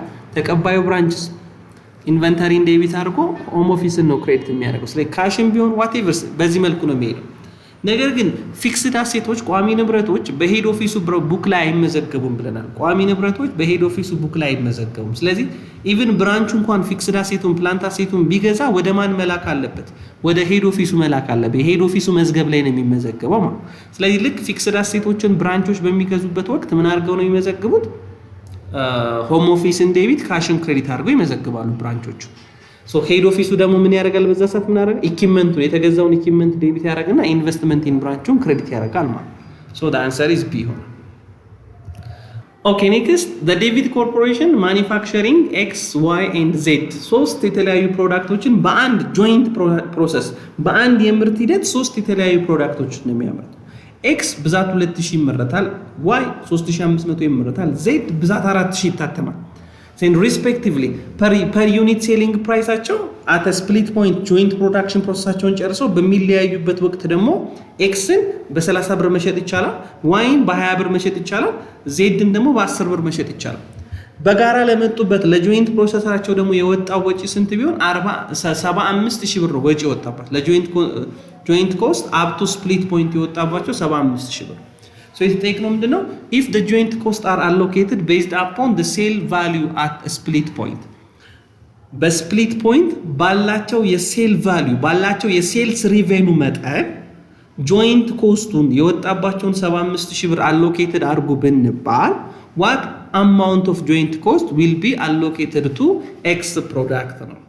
at a split point በሚኖራቸው የሴልስ ቫልዩ የወጣባቸውን 75000 አሎኬትድ አድርጉ ብትባሉ ከወጣው 75000 ጆይንት ኮስት ውስጥ ለኤክስ ፕሮዳክት ምን ያክል ይደርስበታል ነው ጥያቄ። ይሄንን ለመስራት ምን አደርጋለሁ? እያንዳንዱን መጀመሪያ ኦኬ በዩኒቱ ሲባዛ በሴሊንግ ፕራይስ ምኑን ለማወቅ ሴልስ ቫልዩአቸውን ለማወቅ ማለት at a split point ሁሉም ቢሸጥ ከኤክስ 60000 ብር አገኛለሁ፣ ከዋይ 70000 ብር አገኛለሁ፣ ከዜድ ደግሞ 40000 ብር አገኛለሁ። ጠቅላላ ስንት ብር አገኛለሁ ማለት ነው? 170000 ብር አገኛለሁ። that is the sales value of x, y and z ማለት now በሴልስ ቫልዩአቸው መሰረት ጆይንት ኮስታቸውን አሎኬት ላድርግ። ስለዚህ የኤክስን ስለሆነ የተጠየቁት እኔ የኤክስ ቶታል ሴልስ ቫልዩ ስንት ነው? 60000። ጠቅላላ የሶስቱም ሴልስ ቫልዩ ስንት ነው? 170000። ስለዚህ 60000 ሲካፈል ለ170000 ሲባዛ በጆይንት ኮስቱ በ75000 ሳረግ ከ75000 ላይ ለኤክስ የሚደርሰው የጆይንት ኮስት መጠን ስንት ነው ማለት ነው? 26471 ነው ማለት ነው። ነገር ግን የተጠየቁት በምናቸው በሴሊንግ ፕራይሳቸው አሎኬት አድርጉ ቢባልስ? በሴሊንግ ፕራይሳቸው አሎኬት አድርግ ቢባል ግን ምን ነበር ማድረገው? 30 20 እና 10 ነበር ማድረገው። ከዛ እደምረዋለሁ ስንት ይሆናል? 60 ይሆንልኛል።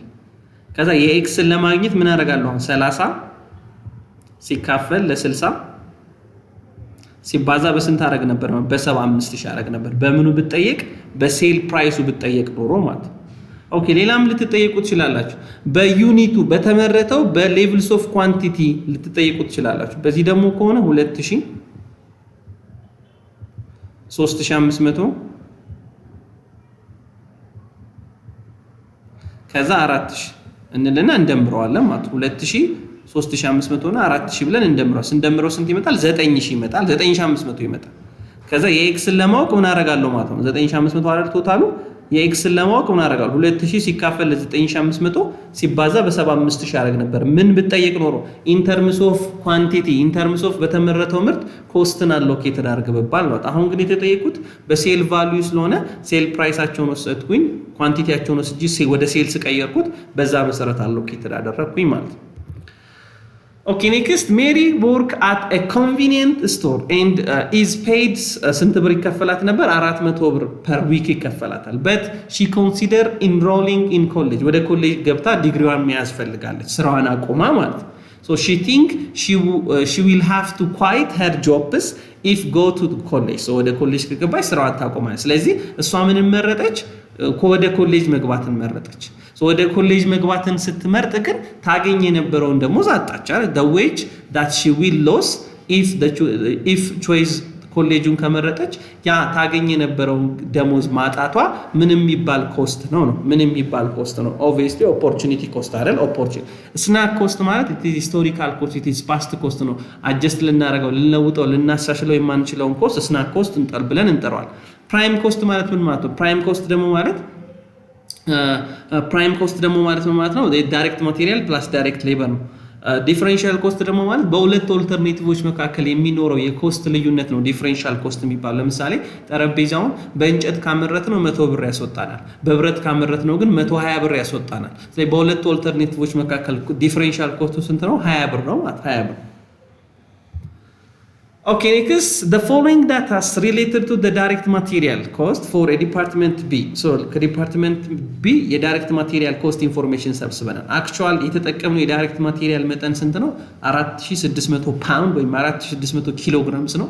እያንዳንዱን የገዛነው በስንት ነው? 1 ኪሎግራሟን በ5.5 ብር ነው የገዛነው.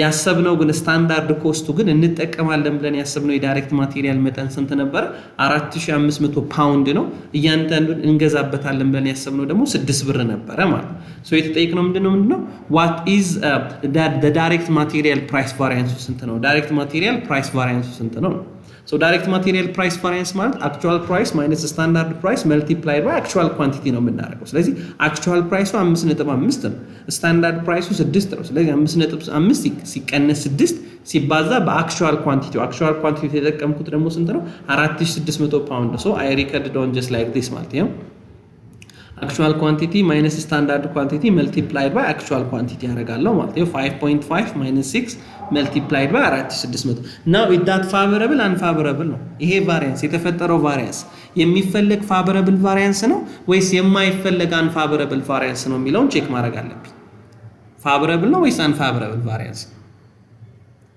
ምንድነው የሚሆነው favorable variance አይደል ለምን ነው favorable variance የሚሆነው actual price ከስታንዳርድ ፕራይሱ ስላነሰ ማለት በኪሎግራም በፓውንድ 6 ብር እንገዛዋለን ያለውን ነገር አሁን እኛ በ5.5 ብር ከገዛ ነው that is favorable አይደል የሚፈልግ variance ነው ማለት ነገር ግን ጥያቄው material quantity variance የሚል ቢሆንስ ነው material quantity variance የሚል ቢሆንስ material quantity variance ደግሞ የሚል ቢሆን ኖሮ actual quantity minus standard quantity multiplied by standard price ነው የምናደርገው አይደል ስለዚህ 4600 ሲቀነስ 4500 ሲባዛ በ6 አድርገን ነበር material quantity variance የምንሰራው ማለት ሶ material quantity variance ላይ ደግሞ actually የተጠቀምነው quantity እንጠቀማለን ብለን በማሰባችን ምክንያት አይደለ እንጠቀማለን ያለው 4500 ነው የተጠቀምነው ግን 4600 ነው ስለዚህ unfavorable ይሆናል ማለት material quantity variance unfavorable ይሆን ነበር ማለት ጠቅላላ ማቴሪያል ፕራይስ ብቻ ብንባልስ ሁለቱም መደመር ማቴሪያል ፕራይስ ቫሪያንስ ይመጣላችሁና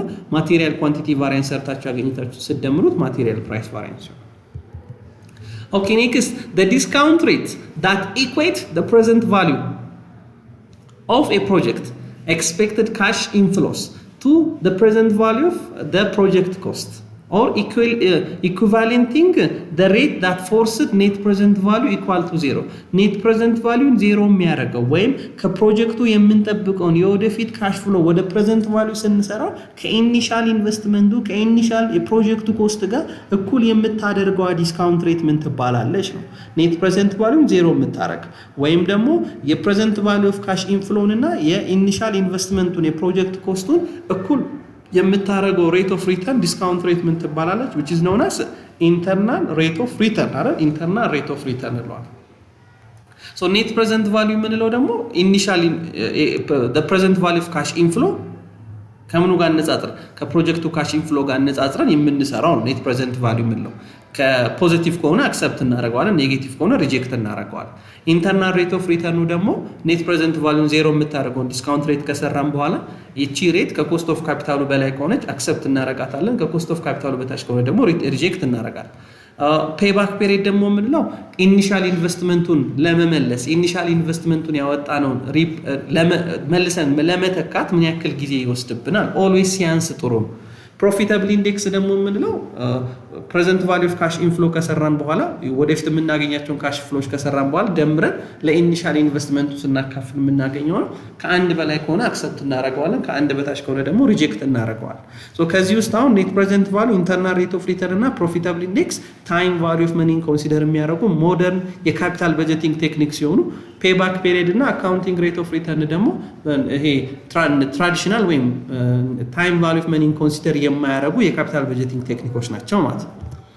ኦኬ ኔክስት a companies fail to recoup the depreciation expense for the current period what is the effect of financial statement ነው so ካምፓኒ ምን አድርጓል ዲፕሪሲዬሽኑን ሳይመዘግብ ረስቶታል so ዲፕሪሲዬሽን ባለመመዝገቡ ምክንያት ፋይናንሻል ስቴትመንት ላይ ሊኖረው የሚችለው ኢምፓክት ምንድነው ነው ጥያቄ so depreciation አልተመዘገበም ማለት ኤክስፔንስ አልተመዘገበም ማለት ኤክስፔንስ አልተመዘገበም ማለት ኔት ኢንካም ኦቨርስቴትድ ሆኗል ማለት ኔት ኢንካም ኦቨርስቴትድ ሆኗል ማለት ኢኩዊቲ ወይም ካፒታል ኦቨርስቴትድ ይሆናል ማለት በአንድ ሴንስ ስናየው depreciation expense አልተመዘገበም ማለት ኔት ኢንካም ኦቨርስቴትድ ሆኗል ማለት ኔት ኢንካም ኦቨርስቴትድ ሆኗል ማለት ኢኩዊቲ ኦቨርስቴትድ ሆኗል ማለት በአንጻሩ ደግሞ ዲፕሪሲዬሽን ኤክስፔንስ አልተመዘገበም ማለት አኮሙሌት ዲፕሪሲዬሽንም አልተመዘገበም ማለት አኮሙሌት ዲፕሪሲዬሽን አልተመዘገበም ማለት አሴቱ ኦቨርስቴትድ ሆኗል አሴቱ ዲፕሪሺየት አድርጎ መቀነስ የሚገባው በቡክ ቫልዩ መመዝገብ በዲፕሪሲዬሽኑ በአኮሙሌት በሆነው ዲፕሪሲዬሽን መቀነስ ሲገባው አሴቱም አልተመዘገበም ማለት ስለዚህ ሁለት ነገር ነው ሀፕን የሚያደርገው አሴቱ ኦቨርስቴትድ ይሆናል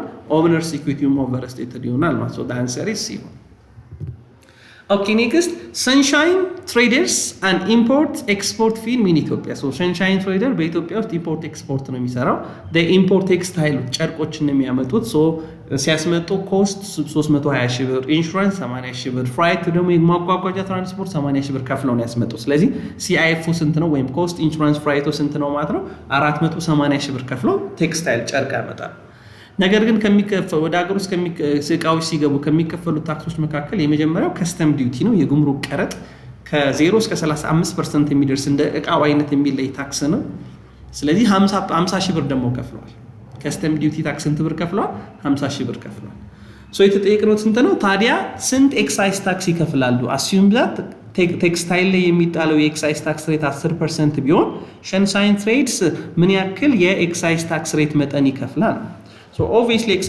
excise tax ስንሰራ ምን ነው የምናደርግ መጀመሪያ ሲአይኤፉን ሰራ ከስተም ዲዩቲው ተሰጥቶናል ስለዚህ ሲአይኤፉ ሲደመር ከስተም ዲዩቲው አድርገን ነው ከዛ 10% የምንሰራው ማለት ሲአይኤፉ ሲደመር ከስተም ዲዩቲው ሲባዛ በ10% ስናደርግ ምን ያክል የኤክሳይዝ ታክስ መጠን ይከፈላል ማለት ነው የ53000 ብር የኤክሳይዝ ታክስ መጠን ይከፈላል ከስተም ዲዩቲ የሚሰለው በሲአይኤፉ ላይ ነው 480 ሺህ ሲባዛ የእቃው የከስተም ዲዩቲ ሬት ማለት አሁን ሬቱ ሳይሆን ብሩ ስለተሰጠን ቀጥታ ብሩን ወሰድን ማለት ኦኬ ቫትስ ብንጠየቅ ነው ሲአይኤፉ ሲደመር ከስተም ዲዩቲው ሲደመር ኤክሳይዝ ነው መጀመሪያ ሱር ታክስ ነው የሚሰራው ሱር ታክስ ብንጠየቅስ ከስተም ሲአይኤፉ ሲደመር ከስተም ዲዩቲው ሲደመር ኤክሳይዝ ታክሱ እናደርግና ሱር ታክስ 10% ስለሆነ በ10% እናባዛለን ከዛ ቫት ብንጠየቅስ ሲአይኤፉ ሲደመር ከስተም ዲዩቲው ሲደመር ኤክሳይዝ ታክሱ ሲደመር ሱር ታክሱ እናደርግና ቫት 15% ስለሆነ 15% እናሰላለን ኦኬ ዊዞልዲንግ ታክስ ብንጠየቅስ የሲአይኤፉን 3% ሶሻል ዌልፌር ብንጠየቅስ የሲአይኤፉን 3%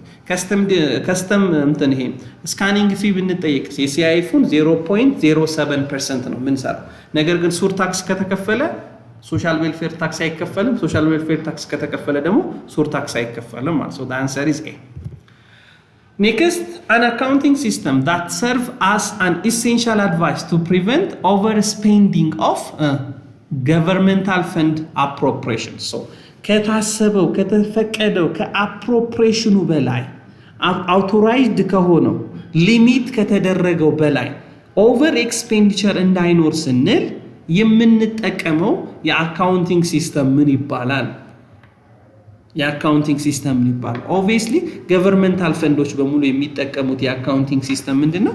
ሞዲፋይድ አክሩዋል ቤዝ ነው አይደል? ሞዲፋይድ አክሩዋል ቤዝ ነው። ፕሮፕራይተሪ ፈንዶች ምንባል ግን አክሩዋል ቤዝ ኦፍ አካውንቲንግ ነበር የምንመርጠው ማለት አክሩዋል ቤዝ ኦፍ አካውንቲንግ ነው የምንመርጠው። ኦኬ ኔክስት አንደር IFRS ኢንተርናሽናል ፋይናንሻል ሪፖርት when should a provision be recognized in financial statement? So by IFRS መሰረት provision financial statement ላይ የሚመዘግበው መቼ ነው? recognize የሚሆነው መቼ ነው? First of all, what does mean provision? Provision ማለት ምን ማለት? uncertain የሆነ ታይሙንም አማውንቱንም የማናውቀው የፊውቸር ሊያቢሊቲ ማለት መቼ እንደሚመጣም ስንት ብር እንደሚመጣም የማታውቁት ዕዳ that is known as provision ይባላል።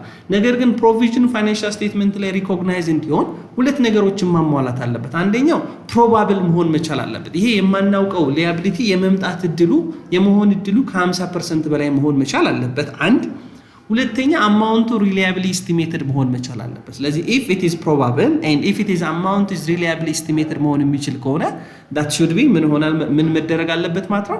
ፋይናንሻል ስቴትመንት ላይ ሪኮግናይዝ መደረግ አለበት። ነገር ግን ፕሮባብል ካልሆነ ወይም የመሆን እድሉ ከ50% በታች ሆኖ ፖሲብል ብቻ ከሆነ ፕሮባብል ሳይሆን ፖሲብል ብቻ ከሆነ አማውንቱም ሪላያብሊ ኤስቲሜትድ መደረግ የማይችል ከሆነ that is known as contingent liability ይባላል። ፋይናንሻል ስቴትመንትም ላይ ሪኮግናይዝ አናደርገውም። ሲምፕሊ ዲስክሎዝ ነው ፉት ኦፍ ፋይናንሻል ስቴትመንት ላይ ማብራሪያ ላይ ዲስክሎዝ እናደርገዋለን እንጂ ፋይናንሻል ስቴትመንት ላይ ኢንክሉድ አናደርገውም ማለት ነው። So the answer is C, when the obligation is probable and the amount can be reliably estimated. Okay, next, the cash received, the receipt of cash from customer to whom the goods have already been sold on credit would be recorded by name. So ከዚህ በፊት በዱቤ የሸጥንላቸው ሰዎች አሁን ገንዘብ ቢሰጡኝ ምን አይነት ጆርናል ኢንትሪ መዘግባለሁ? What is the necessary journal entry that I must be used in order to record ምን ለማድረግ in order to record ከዚህ በፊት በዱቤ የሸጥንለትን ነገር ስንቀበል ምን ብለን ልንመዘግብ እንችላለን? ኦብቪየስሊ ካሽ ኤንድ ዴቢት አካውንት ሪሲቨብልን ክሬዲት አድርገን እንመዘግባለን ማለት ካሽ ኤንድ ዴቢት አካውንት ሪሲቨብልን ክሬዲት አድርገን እንመዘግባለን። ምክንያቱም ከዚህ በፊት ስንሸጥ ምን ስላደረግን? አካውንት ሪሲቨብልን ዴቢት ሴልስን ክሬዲት ስላደረግን ማለት ነው። ኦኬ ኔክስት the amount of retained earning at the end of the period equal to at the end of the period statement of retained earning ወይም statement of ownership equity ሲዘጋጅ ስፔሻሊ ለካምፓኒ ከሆነ ለሼር ካምፓኒ ለፒኤልሲ ከሆነ retained earning ነው የምንለው። retained earning ማለት የተከማቸው የትርፍ መጠን ያልተከፋፈል ነው ማለት ነው። ሶ እሱን at the ending retained earning እንዴት ነው ካልኩሌት የምናደርገው ነው። ሶ ending retained earning ካልኩሌት ለማድረግ ምንድነው የምናደርገው? beginning retained earning plus net income minus dividend አድርገን ending retained earning ከዚህ በፊት አትርፈን ያልተከፋፈል ነው ሲደመር በዚህ ዓመት ያተረፍነው ኔት ኢንካም ሲቀነስ በዚህ ዓመት ያወጣነው ዲቪደንድ ስለዚህ ምን ይሰጠኛል? ኢንዲንግ ሪቴን ኢንዲንግ ይሰጠኛል። ሶ the answer is C ይሆናል ማለት። ኦኬ ኔክስት the matching principle is the best description as so matching principle bestly describe የሚያደርገው ስቴትመንት የቱ ነው? so what does mean matching principle? matching principle ማለት ነው ማለት ለማቺንግ ፕሪንሲፕል ትክክለኛ የሆነ ጀስቲፊኬሽን ሊሰጠን የሚችለው የትኛው ስቴትመንት ነው ነው እያለን ያለው። ሶ ማቺንግ ፕሪንሲፕል ማለት ሬቬኑ ኤክስፔንሶች ሬቬኑን ኢንከር ለማድረግ ሬቬኑን ጀነሬት ለማድረግ ስንል ነው ኤክስፔንስ ኢንከር የምናደርግ። ስለዚህ ሬቬኑ ኢንከር ያደረግንበት ፔሪድ እና ሬቬኑ ጀነሬት የሆነበት ፔሪድ it should be match ማለት ሬቬኑ ኢንከር ፔሪዱ እና ሬቬኑ ጀነሬት የሚሆንበት ፔሪድ ሁለቱም በተመሳሳይ ፔሪድ ሪከርድ መሆን መቻል አለባቸው ነው። ሶ the answer is D ይሆናል። the principles that expense should be recorded in the period ኤክስፔንሱ መቼ መመዝገብ አለበት? in the period resource are used to generate revenue revenueን ጀነሬት ለማድረግ ኤክስፔንሱ መመዝገብ ያለበት ገቢውን ለማመንጨት ስንል ባወጣንበት ወቅት ነው። ያንን ገቢ ለማግኘት ባወጣንበት ወቅት ነው ሪከርድ መደረግ አለበት። ሬቬኒው እና ኤክስፔንስ ፔሪዳቸው ምን ማድረግ አለበት? ማች ማድረግ አለበት ማለት። ሶ ይሄንን ጥያቄ ግን ስትበልሱ ምን ማስታወስ አለባችሁ? ጎይንግ ኮንሰርን ምንድነው? ኢኮኖሚክ ኢንቲቲ አሰፕሽን ምንድነው? ሂስቶሪካል ኮስት ምንድነው? ፌር ቫልዩ ፕሪንሲፕል ማለት ምን ማለት? ፔሪዲሲቲ አሰፕሽን ማለት ምን ማለት ነው? ሌሎችም እንደነዚህ አይነት አሰፕሽኖችን ሪማይንድ ማድረግ አለብን ማለት ነው። ኦኬ ኔክስት ኦን ኦክቶበር 1 2010 ዛን ኮርፖሬሽን ፔይድ 9000 ሬንት ኢን አድቫንስ። ሶ ኦክቶበር 1 2010 ኢምፕሎይ አድቫንስ ሬንት አድቫንስ ብለን 9000 ብር ከፍለናል። በወር 1000 ብር ማለት የ9 ወር አድቫንስ ከፍለናል ማለት አድቫንስ። ስለዚህ ስንመዘግብ ምን ብለን እንመዘግባለን? ፕሪፔድ ሬንትን ዴቢት በ9000 ካሽን ክሬዲት አድርገን በ9000 እንመዘግበዋለን ማለት። ነገር ግን ኢፍ ዛን አካውንቲንግ ፔሪድስ ኢንድ የዛን ወይም የዚህ ካምፓኒ አካውንቲንግ ፔሪድ የሚያልቀው ዲሴምበር 31 2010 ከሆነ what will be reported on the financial statement ፋይናንሻል ስቴትመንቱ ላይ ምን ሪፖርት ሊያደርግ ይችላል ነው ጥያቄ። እንዳትረሱ ኦክቶበር 1 ነው የ9 ወር የከፈልኩት። ሂሳብ ደግሞ የምዘጋው መቼ ነው? ዲሴምበር 31 ነው። ስለዚህ ከኦክቶበር 1 እስከ ዲሴምበር ያሉት የ3 ወሮቹ ኦልሬዲ ዲፕሪሺየት ያደርጋሉ። ፕሪፔድ መሆናቸው ይቀርና ወደ ሬንት ኤክስፔንስ ይለወጣሉ ማለት ነው። ስለዚህ ልክ ዲሴምበር 31 2010 ፋይናንሻል ስቴትመንት ሳዘጋጅ ፕሪፔይዱ ከ9000 ወደ 6000 መውረድ አለበት። ሬንት ኤክስፔንሱ ደግሞ ወደ 3000 ከፍ ማለት አለበት ማለት ነው። አንሰር ኢዝ ቢ ይሆናል አይደል? ፕሪፔይድ ሬንት 6000 ብር ብሎ ነው ባላንስ ሺት ላይ የሚያሳየው። ሬንት ኤክስፔንስ ደግሞ ኢንካም ስቴትመንት ላይ ስንት ብሎ መታየት አለበት? 6000 ሆኖ መታየት አለበት ማለት። ስለዚህ አጀስትመንት ለመስራት ምን አደርጋለሁ? ሬንት ኤክስፔንስን ዴቢት በ3000 ፕሪፔይድ ሬንትን ክሬዲት አደርጋለሁ በ3000 ማለት ነው። Okay, next, which of the following best defining a liability according to accounting principle? So, በአካውንቲንግ ፕሪንሲፕል ትክክለኛ የሊያቢሊቲ ዴፊኒሽን የሆነው የቱ ነው? የሊያቢሊቲ ዴፊኒሽን የሚያሟላው የቱ ነው? ሶ እንዳትረሱ ኮንሰፕቹዋል ፍሬምወርክ ሌቭል 2 ላይ ስለ ኤሌመንት ኦፍ ፋይናንሻል ስቴትመንትስ እና አሴት ምንድነው፣ ሊያቢሊቲ ምንድነው፣ ኢኩዊቲ ኢንካም ኤክስፔንስ ምንድነው የሚለውን ኮንሰፕቹዋል ፍሬምወርክ ሌቭል 2 ላይ በደንብ ያብራራዋል። ስለዚህ ሊያቢሊቲ ማለት ኢትስ ዲፋይንድ አስ እንደ ቢ ላይ እንዳልነው ነው አይደል? ኢትስ ዘ ፕሬዘንት ኦብሊጌሽንስ ኦፍ አን ኤንቲቲስ arise from a past event the settlement which expected ከኛ ምን የሚል outflow of resource የሚፈልግ አይደለ? ስለዚህ ሶስት ነገር ማሟላት አለበት። the present obligations it come from past transaction and it need future outflow of resource አይደል? liability እንዲባል ማለት ነው። the answer is B home. Okay, next, which of the following is a cornerstone or most critical element of a master budget? በማስተር በጀት ወይም በስታቲክ በጀት ፕሪፓሬሽን ውስጥ በቃ ወሳኝ ሆኖ ለሁሉም በጀቶች መነሻ የሚሆነው ሁሉም በጀቶች በሱ ላይ ዲፔንድድ የሚያደርጉት the most critical element the most cornerstone of ማስተር በጀት። በማስተር በጀት ውስጥ ማስተር በጀት ለሁለት ይከፈላል። ኦፕሬቲንግ በጀት እና ምን ፋይናንሲንግ በጀት ተብሎ ለሁለት ይከፈላል። ኦፕሬቲንግ በጀት ግን ስንጀምር ኢንካም ስቴትመንቶችን አጠቃላይ የኢንካም ስቴትመንት ኤሌመንቶችን የኢንካም ስቴትመንት ስኬጁሎችን የምንሰራበት በጀት ሲሆን ፋይናንሻል ስቴትመንት ደግሞ የባላንስ ሺት ካሽ ፍሎን እና ካፒታል በጀት የሚሰራበት። የመጀመሪያ የሚሰራው ኦልዌይስ ኦፕሬቲንግ በጀት ነው። ኦፕሬቲንግ በጀት ላይ ደግሞ ለመጀመሪያ ጊዜ የሚሰራው ዋናው ምንድነው? ሴልስ በጀት አይደል? ሴልስ በጀት so the most cornerstone ወይም ደግሞ ትልቁ ክሪቲካል በማስተር በጀት ውስጥ የመጀመሪያው ምክንያት ሁሉም ነገር ዲፔንድ የሚሆነው እኮ በሴልስ በጀት ነው አይደል? እሸጣለሁ ባልከው ላይ ነው። ቫሪያብል ኮስቱም ፕሮዳክሽኑም ኦፕሬቲንግ ኤክስፔንሱም ሁሉም ዲፔንድ የሚሆነው ሴልስ በጀት is the most critical part. so ሴልስ በጀት ለማዘጋጀት ምን አደርጋለሁ ማለት ነው? ሴልስ በጀት ለማዘጋጀት ሴሊንግ ፕራይስ መልቲፕላይድ ባይ ሊሸጥ ያሰብኩትን ኳንቲቲ ያደርግና ሴልስ በጀት አዘጋጃለሁ ማለት ነው። so the answer is A. Okay, next, under allowance method, the journal entry to record estimated uncollectible account expense is ይላል። በአላዋንስ ሜተድ አንኮሌክተብል ኤክስፔንሶችን ለመመዝገብ ሁለት አይነት ሜተዶች አሉ ማለት ዳይሬክት ራይት ኦፍ ሜተድ እና አላዋንስ ሜተድ የምንላቸዋል። ሶ በአላዋንስ ሜተድ ወደፊት ላንሰበስብ እንችላለን ብለን ኤስቲሜትድ የምናደርገውን የሪሲቨብል ፖርሽን ስንመዘግብ ምን አይነት ጆርናል ኢንትሪ እንከተላለን ነው። ሶ በአላዋንስ ሜተድ ኤስቲሜትድ አንሰበስብን ብለን የምናስባቸውን ነገሮች ኤስቲሜትድ ስናደርግ የምንመዘግበው እንዴት ነው? ባድ ዴብት ኤክስፔንስ ወይም አላዋንስ ፎር ዴቢት ፉል አካውንቱን ዴቢት እናደርግና ባድ ዴብት ኤክስፔንስ ወይም አንኮሌክተብል አካውንቱን ዴቢት እናደርግና አላዋንስ ፎር ዴቢት ፉል አካውንቱን ወይም አፍዳን ክሬዲት እናደርጋለን። ሶ አት ዘ ታይም ኦፍ ኤስቲሜሽንስ ጀስት ላይክ ዲስ ነው የምንመዘግበው አይደል? ባድ ዴብት ኤክስፔንስን ዴቢት ወይም አንኮሌክተብል አካውንት ኤክስፔንስን ዴቢት አደረግና አላዋንስ ፎር ዴቢት ፉል አካውንቱን ወይም አፍዳን ክሬዲት አደርጋለሁ ማለት። ስለዚህ የተጠየቁት አት ዘ ታይም ኦፍ ኤስቲሜሽን እንዴት ይመዘገባል ስለሆነ the answer is B ይላል። አንኮሌክተብል አካውንት ኤክስፔንስ ወይም ባድ ዴብት ኤክስፔንስን ዴቢት አደረግና አላዋንስ ፎር ዴቢት ፉል አካውንቱን ክሬዲት አደርገዋለሁ ማለት። በዳይሬክት ራይት ኦፍ ሜተድ ብትጠየቅስ ነው በዳይሬክት ራይት ኦፍ ሜተድ ብትጠየቅስ ነው the answer will be C ይሆን ነበር። C ይሆን ነበር።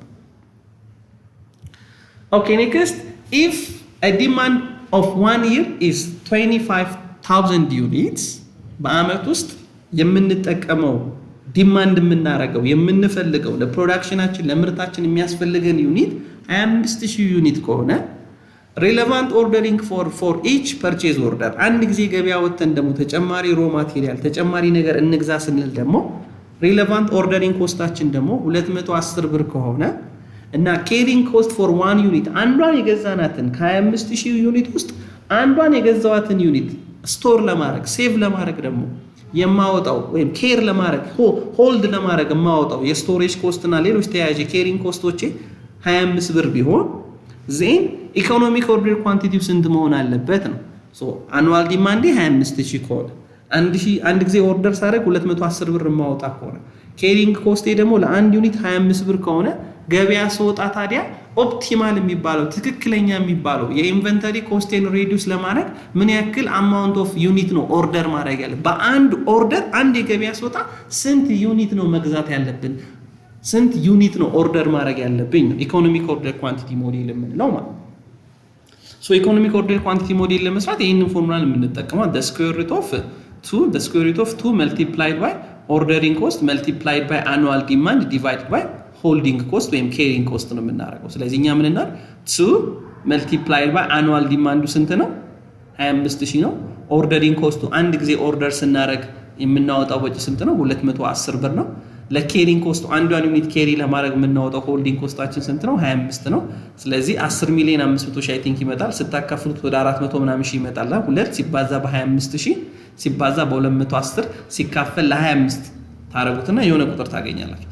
ያንን ከስኩዌር ሩት ስታወጡት ስንት ይመጣል 648 ፓኬጅ ወይም 648 ይመጣል። ስለዚህ አንድ ጊዜ ገበያ ስንወጣ ትክክለኛ የኢንቨንተሪ የኦርደሪንግ ኮስታችንን እና የሆልዲንግ ኮስታችንን ሚኒማይዝ ለማድረግ አንድ ጊዜ ገበያ ስንወጣ ምን ያክል ዩኒት ነው ኦርደር ማድረግ ያለብን ማለት ነው 648 ዩኒት ነው ኦርደር ማድረግ ያለብን። ከ648 በላይም ኦርደር ካደረግን ከ648 በታች ኦርደር ካደረግን it create a problem ይፈጥርብናል ማለት ነው which means total cost of inventoryያችንን ይጨምርብናል ማለት ነው። ኢኮኖሚክ ኦርደር ኳንቲቲ ሞዴል የምንለው ይሄ ነው። ሶ ውድ ቤተሰቦቼ ለመጀመሪያው ፓርት ያዘጋጀውላችሁ 50 ጥያቄዎች እነዚህ ናቸው። ሌሎች ሁለት ፓርቶች ይቀራሉ 50 ጥያቄ። እነዛን ቪዲዮዎች ይዤ እስከምመጣ ድረስ ላይክ፣ ሼር፣ ሰብስክራይብ ማድረግ እንዳይረሳ።